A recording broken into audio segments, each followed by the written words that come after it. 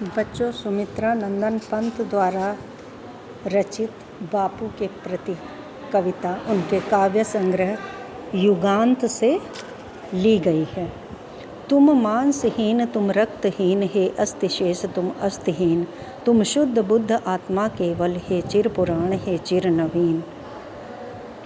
हे बापू, तुम इतने दुबले पतले हो कि ऐसा लगता है कि तुम मांसहीन हो, तुम रक्तहीन हो और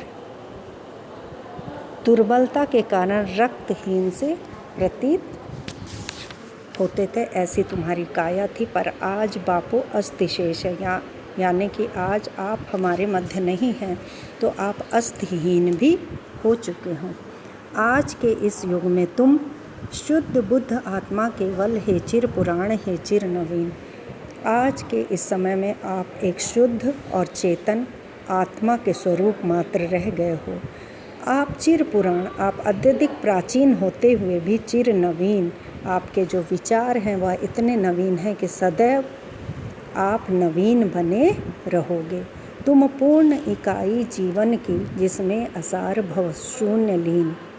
आप जीवन की एक संपूर्ण इकाई हो जिसमें यह निस्सार संसार, भव मतलब संसार, शून्य लीन, यह पूरा संसार आप ही में लीन है।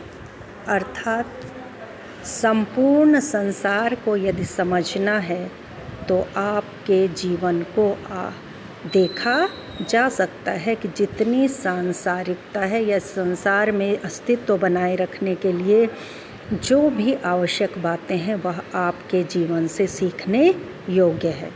आधार अमर होगी जिस पर भावी की संस्कृति समासीन।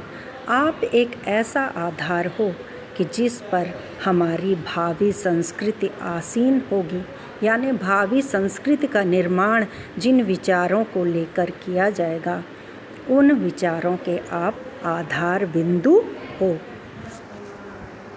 तुम मांस तुम ही हो, रक्त अस्थि निर्मित जिससे नवयुग का तन।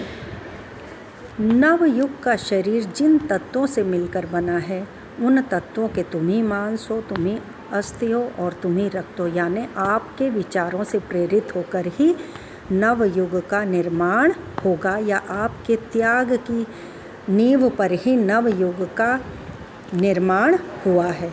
तुम धन्य तुम्हारा निस्व त्याग। हे बापू, तुम धन्य हो क्योंकि तुम्हारा जो निस्वार्थ त्याग है उसके लिए हम बार बार आपके आभारी हैं और आपको धन्य मान रहे हैं। हे विश्व भोग का वर साधन, है विश्व भोग का वर साधन। आपने जो निस्वार्थ त्याग किया उसके परिणाम स्वरूप इस विश्व को आपने भोग का श्रेष्ठ साधन बनाया, यानी कि लोगों की कामनाओं को पूरा करने के लिए, उनकी इच्छाओं को पूरा करने के लिए आपने निस्वार्थ त्याग किया। इस भस्म काम तन की रज से जग पूर्ण काम नव जग जीवन।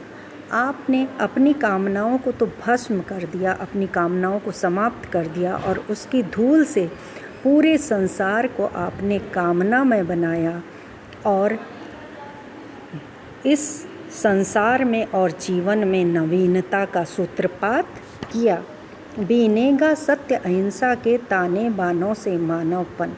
नवयुग का मानव जिस मानवपन का निर्माण करेगा उसमें तुम्हारे सत्य और अहिंसा के विचारों के ताने बाने ही होंगे, यानी आपके सत्य और अहिंसा के विचारों के आधार पर ही नवयुग का मानव अपने मानवपन को निर्मित करेगा। बापू को केवल मांसहीन, रक्तहीन, अस्थिशेष और अस्थिहीन क्यों कहा गया है? इसलिए कहा गया है कि आज वो हमारे मध्य केवल एक विशुद्ध आत्मा के रूप में हैं। बापू चिर पुराण होते हुए भी चिर नवीन कैसे हैं? बापू स्वयं बहुत पुराने हैं लेकिन उनके विचार सदैव नूतनता लिए हुए हैं, इसलिए उन्हें चिर नवीन कहा गया है।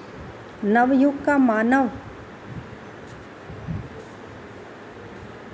नवयुग का शरीर किससे निर्मित हुआ है? बापू के विचारों से ही नवयुग के शरीर का निर्माण हुआ है।